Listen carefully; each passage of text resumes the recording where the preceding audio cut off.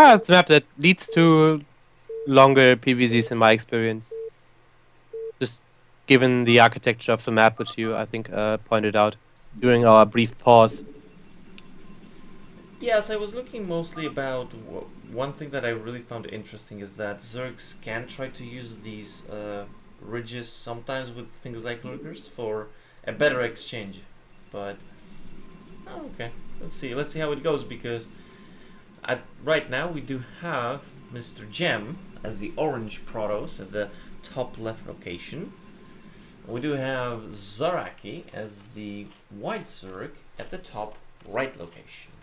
Okay, so let's see what now they try to do, because you missed the beginning of the previous game, which was pretty much the kind of the most important part, because a failed 5 pull is usually pretty much GG. So I'm wondering what this does to ZaRaki. I mean, just having a 5 pool, having your Protoss opponent scout you really late, and then just having it fail isn't really good for your mindset going into such a best of 3. So I would be interested in seeing if that affects him at all, or if he's just unfazed and goes for his normal game plan. I think he would be actually maybe even happy, because he was in a terrible spot and he still made a decent-ish, not really decent, but he had at least 1 or 2 moments when it seemed like he might even do something. So he might be more like happy with playing a normal standard game. Yeah, that could be a line of thinking as well. I agree. So both players scouting each other fairly fast. ZaRaki sending the Overlord in the right direction, and Djem5 scouting first position with his probe. ZaRaki is going for the overpool here, and Djem for the normal fast expand. Thusly, we should see the cannon now, I think. Ooh! Yeah, that probe. Well, that was surprising.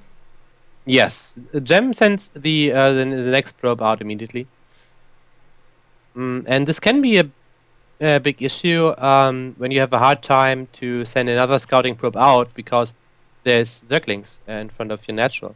But in this phase of the game, I don't think it's too much of an issue. But because that probe died, look at the fact that he made the cannon before the Nexus, and it's actually still like...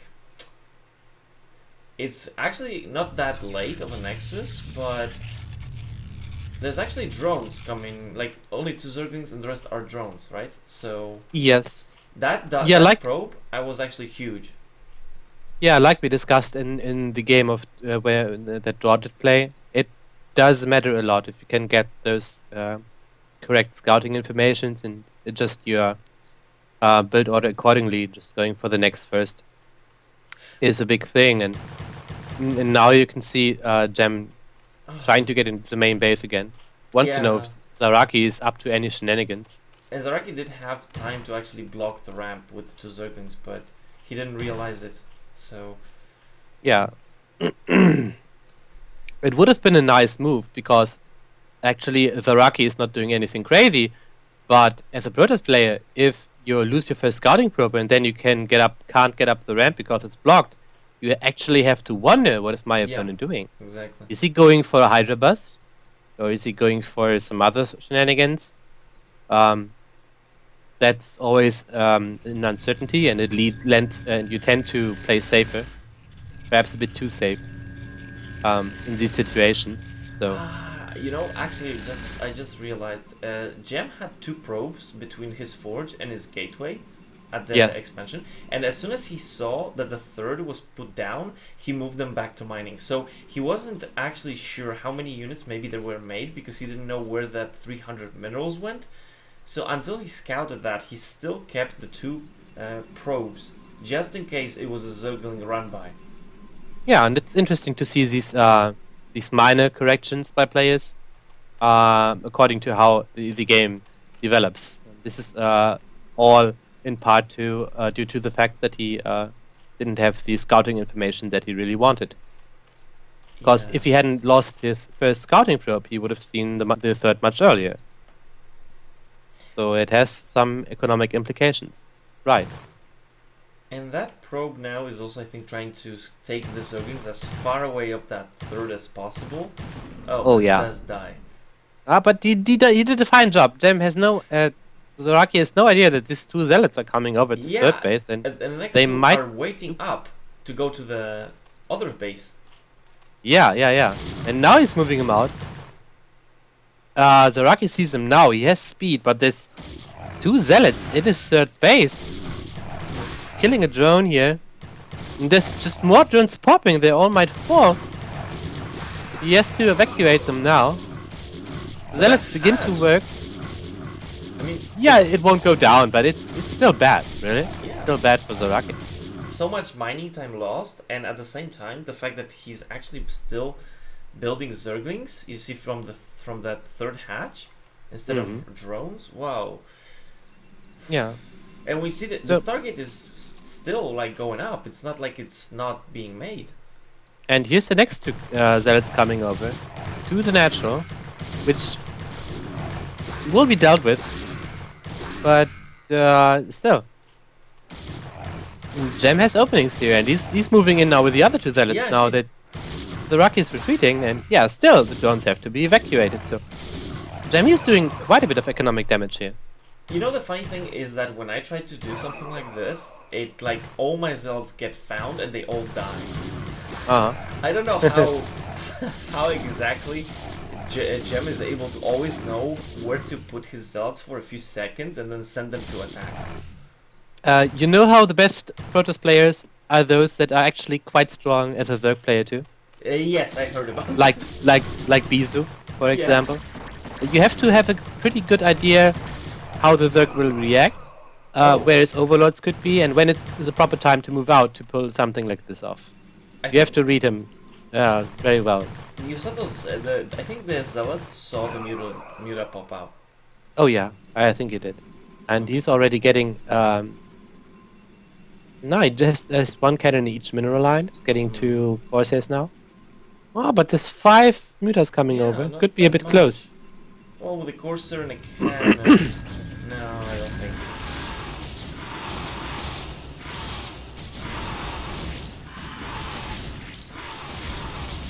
And now Djem has to retreat with the Corsair. Oh, and the probes, especially the probes. Yes. Oh, he's losing some probes. Ah, now the Corsairs come out each at a time. That's really good, and doesn't really micro them at all, which worries me. This can be GG actually. Yes, it actually can be. Now would be a time to actually evacuate the probes. He's not getting his cannons up. ZaRaki coming in with more and more mutas here. And with the Scourges, that's it. There's no way that that can be stopped now. Okay. Wow. Okay, Corsairs will... Okay. Thanks to have Scourges, here come 2 Dragoons, but Dragoons do fairly bad against mutas. And in the meantime, Djem sending some zealots across map. He's trying to perhaps draw the attention of ZaRaki away, but 2 more Scourges coming, connecting. Another Corsair falls. Next Corsair takes it as it pops. This is huge damage for ZaRaki actually. This is very close still.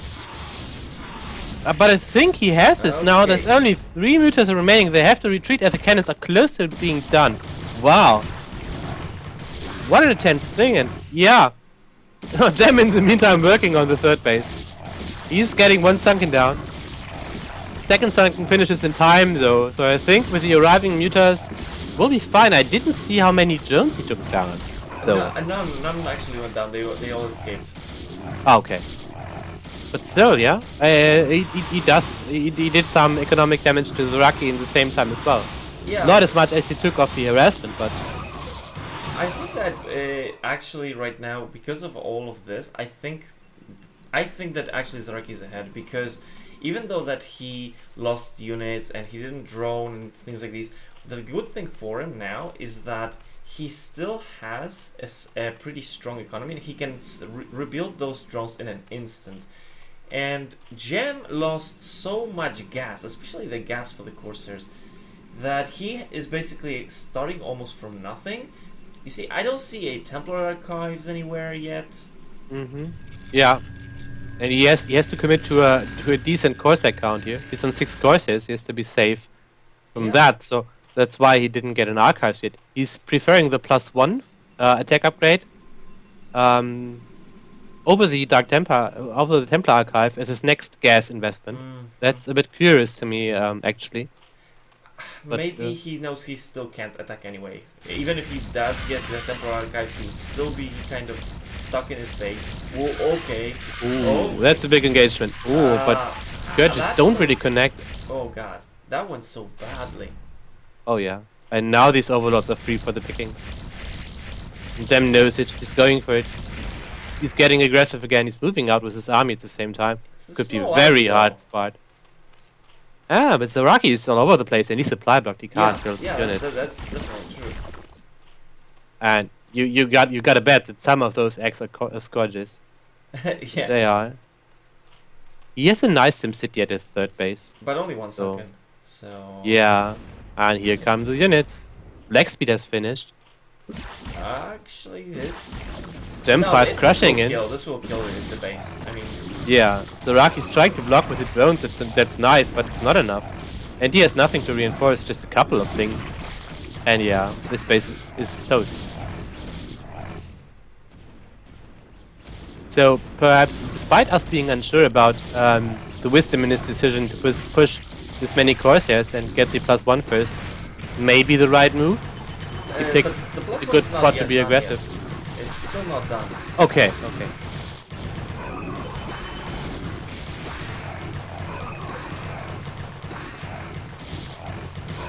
Well, if he aimed the hatch, he would definitely take it down, but...